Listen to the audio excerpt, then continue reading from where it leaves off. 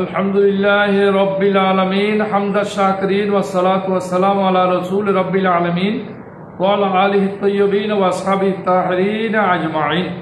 আম্মা বাদ, দূরে কাছে দেশ বিদেশ থেকে আমাদেরকে যারা দেখছেন, আসসালামু আলাইকুম ওয়া রাহমাতুল্লাহি ওয়া বারাকাতুহু। সম্মানিত সুধী এবং সুপ্রিয় শ্রোতা, দর্শক শ্রোতা, আজকে বারাক্রান্ত হৃদয় নিয়ে তৃতীয় পর্ব আলোচনা করার জন্য আমরা এখানে এক জমায়েত হয়েছি, লাইভে এসেছি।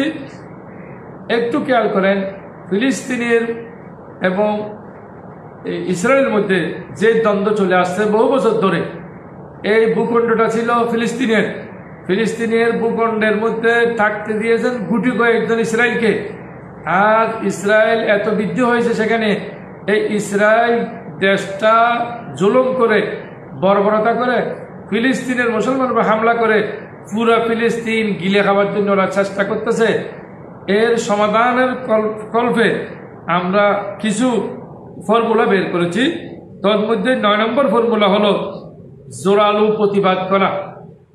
বিশ্বের 57টি মুসলিম দেশ সহ বিশ্বের মুসলিম জাতিসংঘের আওতাভুক্ত দেশগুলো যদি প্রতিবাদ করি, এটা জুলুম হচ্ছে, যে ইসরায়েল ফিলিস্তিনের উপর জুলুম করতেছে, নির্যাতন চালাচ্ছে, বর্বরতা করতেছে, এটা নিয়ে যখন আমরা বারংবার জোরালো প্রতিবাদ জানাবো বিভিন্ন দেশ থেকে, বাংলাদেশ সহ বিভিন্ন দেশ থেকে, তখন অবশ্যই সেখানে এই প্রতিবাদের আওয়াজ যখন সেখানে পৌঁছবে, তখন ওরা ভয়ে আস্তে আস্তে ফিলিস্তিনবাসীকে নির্যাতন থেকে ইসরায়েল দূরে সরে যাবে, ইসরায়েল আর কাছে আসবে না।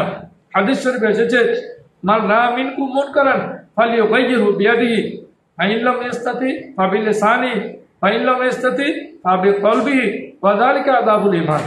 আল্লাহ রাসূল বলেছেন, যদি কোনো জায়গায় অন্যায়, অবিচার, অসত্য কোনো কাজ চলতেছে, এটা যদি আপনাদের নজরে পড়ে, তারা অবৈধ কাজ চলে, এটা যদি নজরে পড়ে, তাহলে এটা জোরালো প্রতিবাদ করতে হবে। জোরালো প্রতিবাদ কি দিয়ে করবেন?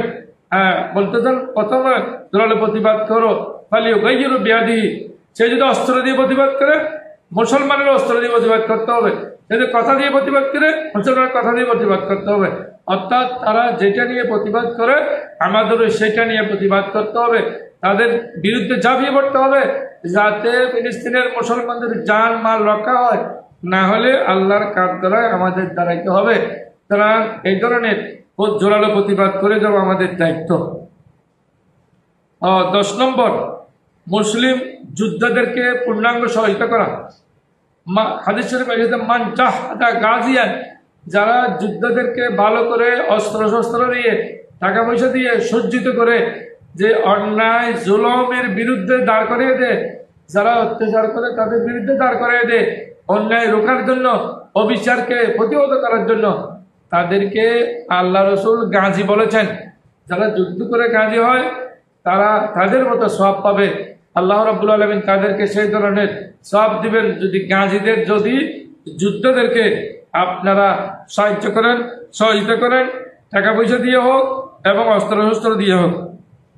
10 নম্বর, মুসলিম সরকারের নিকট আল্লাহর নির্দেশনা পৌঁছে দেওয়া। আল্লাহ রাব্বুল আলামিনের বাণী মুসলিম নেতাদের কাছে পৌঁছে দেওয়া। আল্লাহ রাব্বুল আলামিন বলেছেন কোরআন মাজিদে, মাল্লাম ইয়াহকুম বিমা আনজালাল্লাহু ফাউলাইকা হুমুল ফাসিকুন ফাউলাইকা হুমুল খাসিরুন ফাউলাইকা হুমুল কাফিরুন বলছেন, বিভিন্ন জায়গায় বলছেন। আও কামা ক্বালা আল্লাহু তাআলা, যে যারা আল্লাহর দ্বীন অনুযায়ী, কোরআন সুন্নাহ অনুযায়ী বিচার করবে না, আর নির্যাতন করতেছে ফিলিস্তিনকে, এই বিচার মুসলমানরা করতেছে না। অনেক দেশ এখন আইএসের মধ্যে আছে, তারা তাদের কাজের মধ্যে আছে। আল্লাহর কাজ করা যাইতে হবে, কেউ বাঁচতে পারবে না, সবাই কিন্তু আল্লাহর কাছে জবাব দিতে হবে। সুতরাং জবাব যেহেতু দিতে হবে, আমরা আগে ভাগে আল্লাহর রাস্তায় যারা শাহাদত বরণ করতেছেন, যারা যুদ্ধ ফিলিস্তিন রক্ষার জন্য, তাদেরকে সহযোগিতা করতে হবে।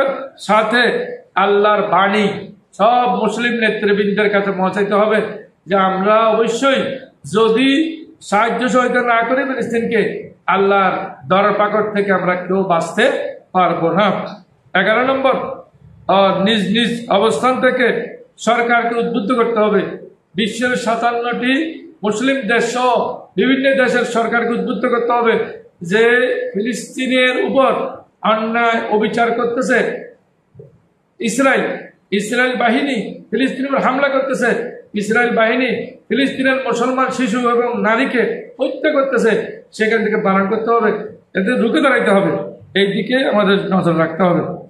এরপর 12 নম্বর হলো জীবনের সব পাপ মোচনের জন্য আল্লাহর কাছে চাইতে হবে, আল্লাহ আমরা কি পাপ করেছি, কি পাপের কারণে আমাদের আজকে এই দশা হয়ে গেছে। নাহলে আমরা তো মুসলমান ছিলাম, এমন মুসলমান যে এক খতমে কোরআন হে, এক খতমে তলোয়ার হে, হাম মর্দ মুসলমান হে, হাম মর্দ মুসলমান হে, যে আমরা তো মুসলমান জাতি, আমরা তো বিজয়ী জাতি ছিলাম। আল্লাহ আমাদের আজকে এই দশা কেন? আমরা কোরআন থেকে অনেক দূরে চলে গেছি, হাদিস শরীফ থেকে অনেক দূরে চলে গেছি। আল্লাহ রাসূল বলে গেছেন যে তারাক্তু ফীকুম আমরাইনি লান তাদিল্লু বাদি ইন তামাসসাকতুম বিহিমা, আমি কোরআন সুন্নাহ রেখে যাচ্ছি, কোরআন সুন্নাহ অনুযায়ী যদি তোমরা চলো তাহলে তোমরা পথভ্রষ্ট হবে না। আজ ইসরায়েল বর্বরতা চালাচ্ছে ফিলিস্তিনের উপর, আমরা কোরআন সুন্নাহ মানি, কোরআন সুন্নাহকে আমরা ফলো করি না, কোরআন সুন্নাহকে ভালোভাবে আমরা জীবনে বাস্তবায়ন করি না, বিধায় আজকে ফিলিস্তিনের জমিনের মুসলমান কষ্ট পায়। সুতরাং আমরা এই ফর্মুলাগুলো যদি বাস্তবায়ন করতে পারি তাহলে অবশ্যই মুসলমানদের বিজয় আসবে এবং কাফের মুশরিকরা, বিশেষ করে ইহুদি নাসারারা পশ্চাদপলম্বন করতে বাধ্য হবে। আল্লাহ আমাদেরকে বুঝার জন্য তৌফিক দান করুন। ওয়া আখিরু দাওয়ানা আলহামদুলিল্লাহি রাব্বিল আলামিন।